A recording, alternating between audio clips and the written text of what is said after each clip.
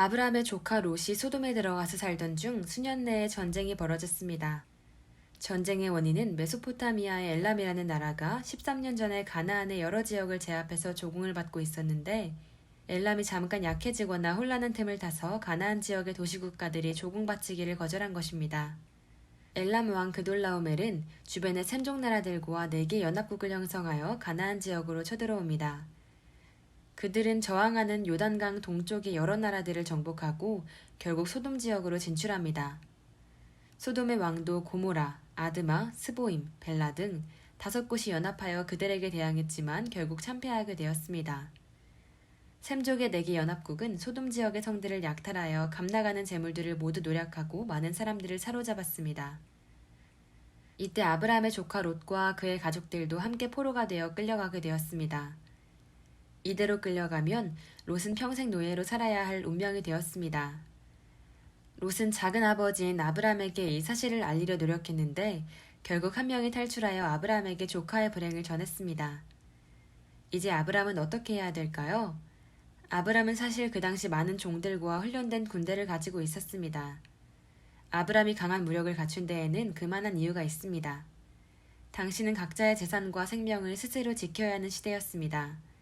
특히 유목민들은 도적과 맹수로부터 가축들을 보호하기 위해 더 확실한 방어수단이 필요했습니다.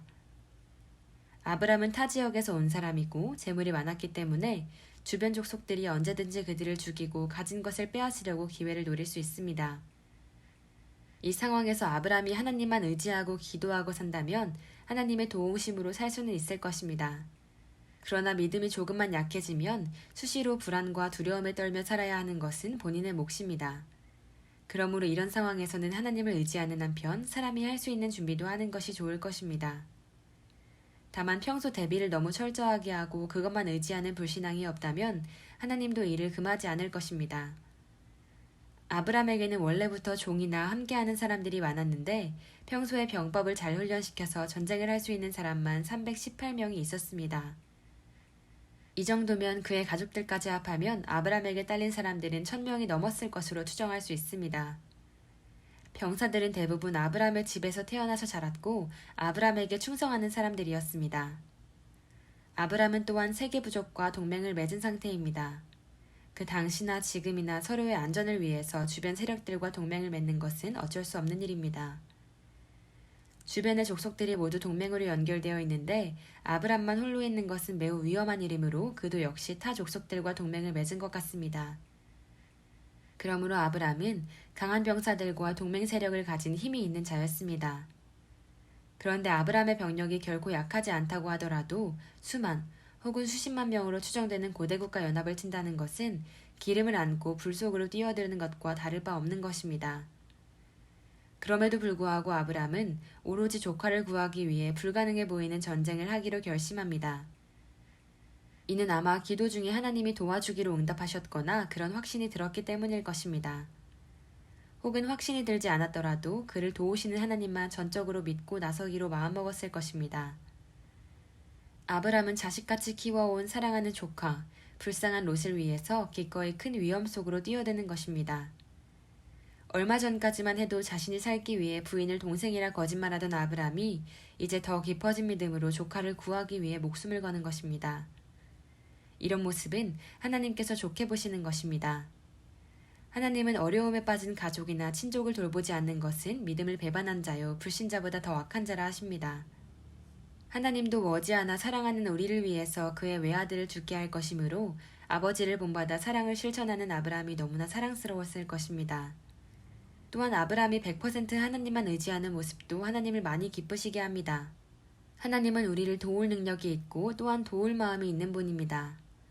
그런데 우리가 믿음이 부족해서 하나님께 모든 것을 맡기지 못하고 늘 우리 뜻대로 하려 하기 때문에 하나님을 100% 기쁘시게 할 수 없는 것입니다. 히브리서 11장 6절에서는 믿음 없이는 하나님을 기쁘시게 할 수 없다 하십니다.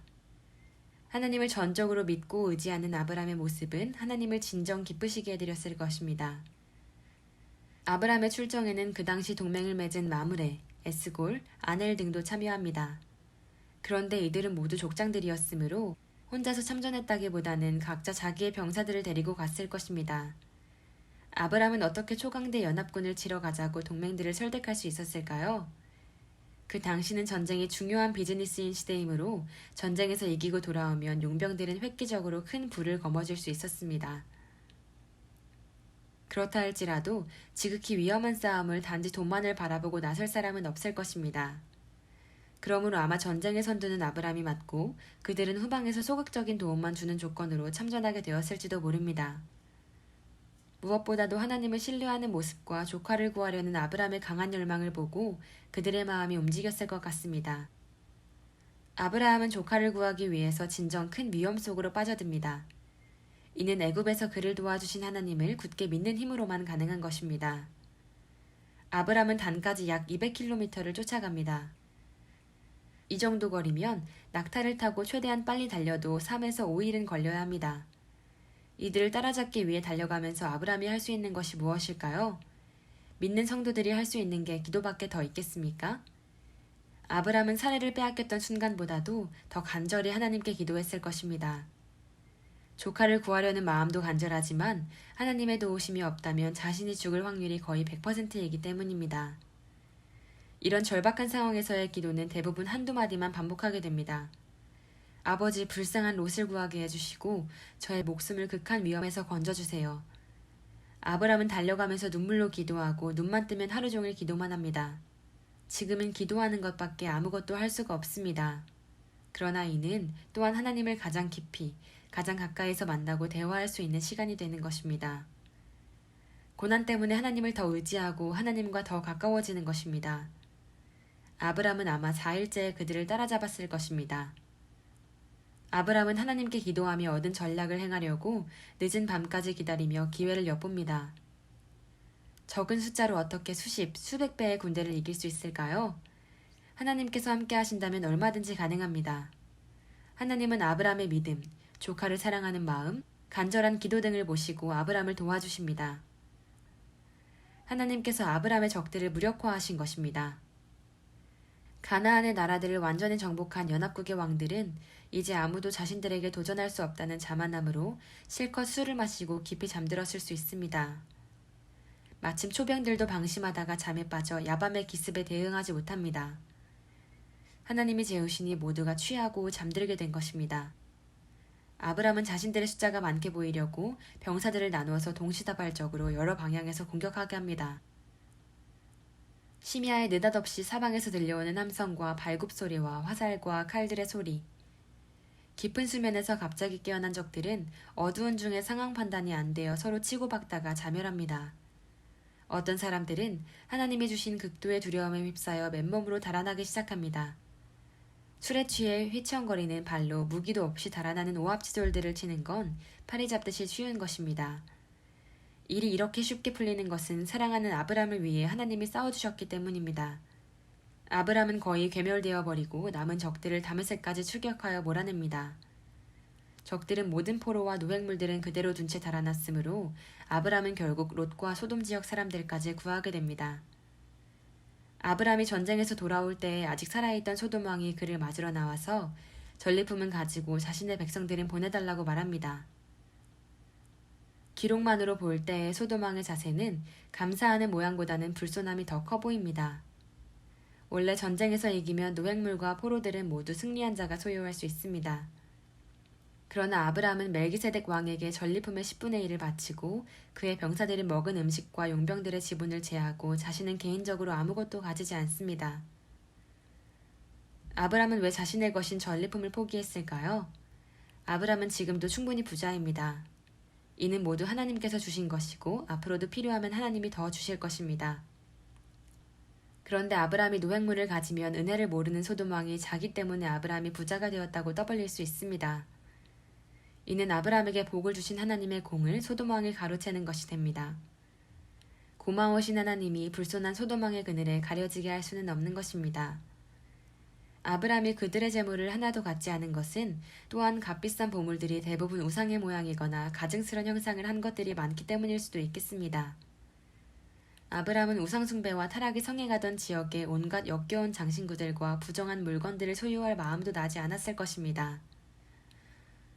무엇보다도 아브람이 조카 롯을 구하러 간 것은 사랑하는 불쌍한 롯을 구하기 위한 것이지 돈을 벌기 위한 것이 아니었습니다. 아브람이 소돔의 재물을 취하면 그가 비즈니스 목적으로 전쟁을 벌인 것이 되어버려서 아브람의 사랑과 희생정신이 퇴색되어 버립니다. 비록 말씀에 기록되지는 않았지만 이 장에는 아브람의 엄청난 사랑과 희생이 숨어 있습니다. 이는 예수님의 사역과 본질적으로 닮은 것입니다.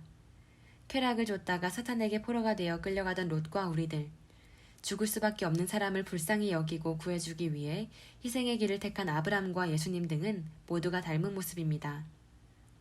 다른 점이 있다면 아브람은 고난과 죽음을 겪지 않게 하셨고 예수님은 당하게 하신 것뿐입니다. 우리가 예수님처럼 아브람처럼 사랑을 행할 수 있다면 하나님께서 가장 기뻐하실 것입니다. 시청해 주셔서 감사합니다.